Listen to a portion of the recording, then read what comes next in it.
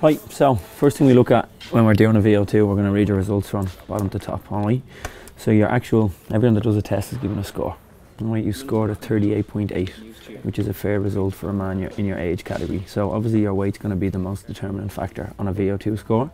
So what your VO2 score is, it's the quantity of oxygen you consume in milliliters per kilo weight of your body in a minute.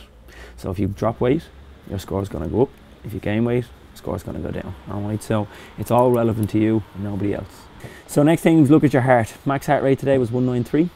First minute 25% recovery, second minute 68% recovery. Really, really nice recovery. So why recovery is so important, especially as a cyclist, is that if you're top of the pack, if you're climbing a hill, anything like that, you're going to be able to drop back down into your aerobic training zone. Alright, so aerobic and anaerobic, have you heard or know the difference? Right, I'm going to tell you anyway. At heart rate 172, your body breaks down. Okay, and you've turned anaerobic, so you're no longer using oxygen as your main fuel source. Okay, so you can see here even in terms of output of calories. So if you average 160 or 170, you're expelling 1138 calories an hour. Okay. Alright, so you can see once we turn anaerobic, there's a big jump up to 1209, 1261. So the pressure on the body just keeps going up and up and up once you go above that. Alright, so when you're in oxygen debt and calorie debt, that's when you're going to hit the wall. The green, it's your oxygen. Both of them went straight up.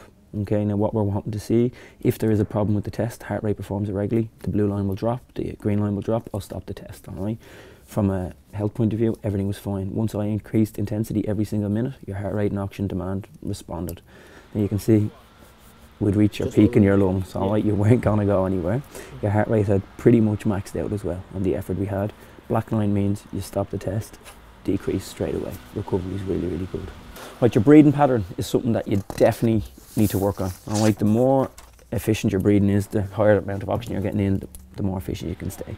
But we just would like to see a bit more. Just be conscious of it. I've just planted the witches today. If you're not exhaling, you're building up CO2. If you're not inhaling, you're restricting fresh oxygen, which will tell your body you're turning anaerobic.